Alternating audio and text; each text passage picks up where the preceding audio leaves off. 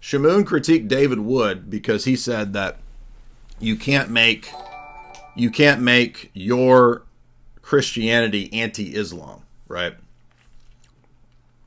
And we saw this with David Wood, with Christian Prince. Christian Prince was this goofball who doesn't know anything about church history. He's never heard of Athanasius. He didn't know who Athanasius was. But the extent of his Christianity and his catechesis was just anti-Islam. And you've got a lot of people, very low tier, very low information voters who don't know church history. They don't know actual theology. They think that theology is being anti-Islam. And so they convert to Jesus. And that's step one. That's good. But there's no Jesus ultimately without the church.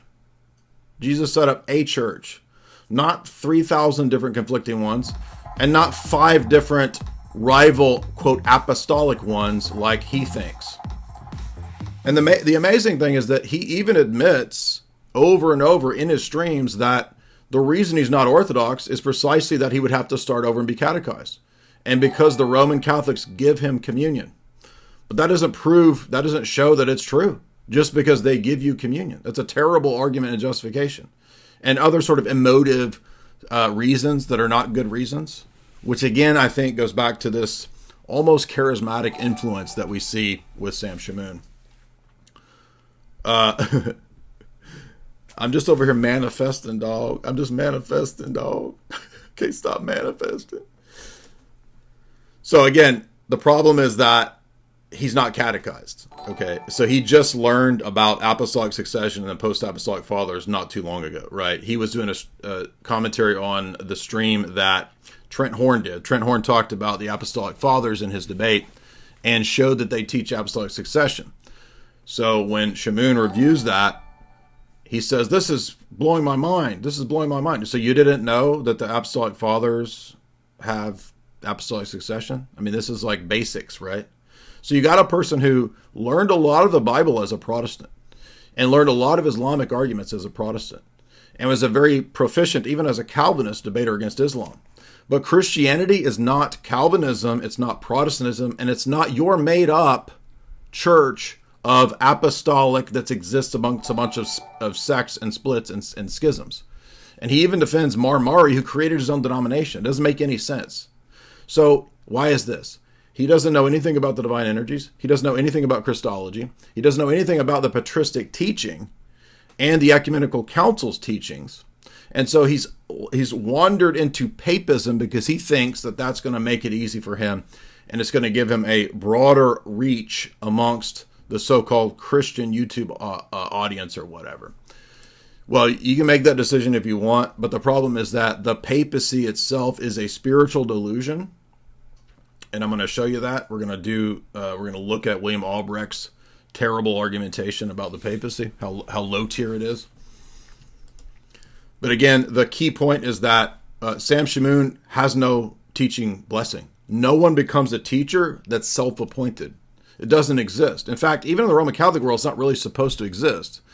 I mean, in today's Roman Catholic world, nobody cares about it. They can do whatever they want. But you cannot be a self-appointed teacher. You have to be called to teach or given a blessing to teach. And this is a basic principle. Hebrews 5, as you guys know.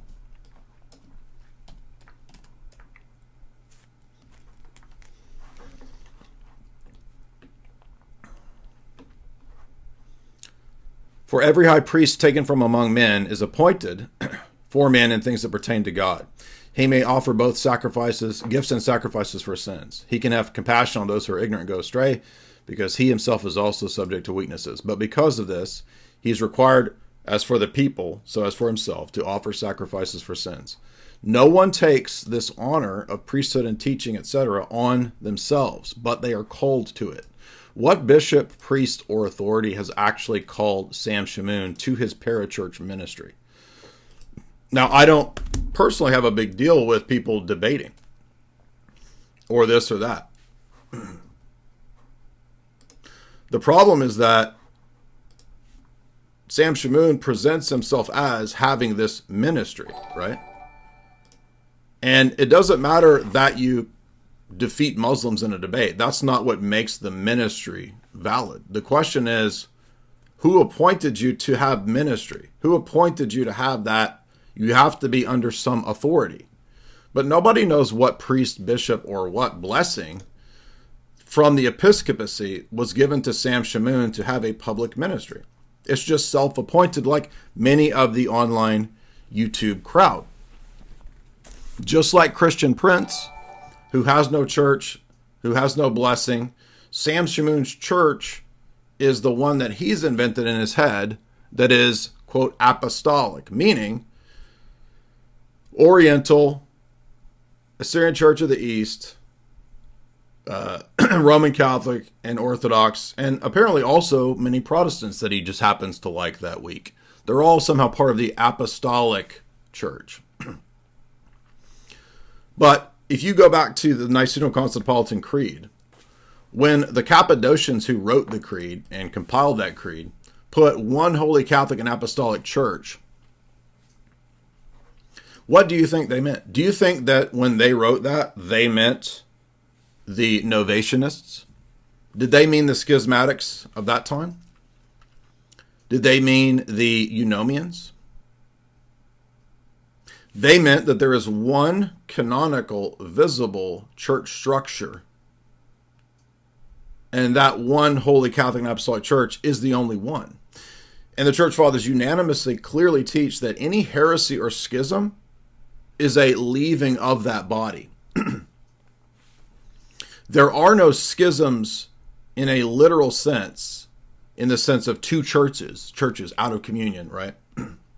Excommunicating one another, that are still the church. It doesn't exist. And so because he doesn't understand Christology, he has a Nestorian ecclesiology where Christ exists amongst divided, excommunicated, 1,000+ year splits. Is Christ divided? Paul says. So Sam Shamoun has a Calvinist invisible church ecclesiology still.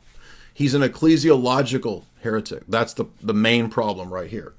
Because for him to admit that there is a single canonical church that he would be under the authority of would mean that he'd have to be recatechized. And he just simply doesn't want to do that. So it is at root a pride issue. And I'm going to tell you that you shouldn't listen to him.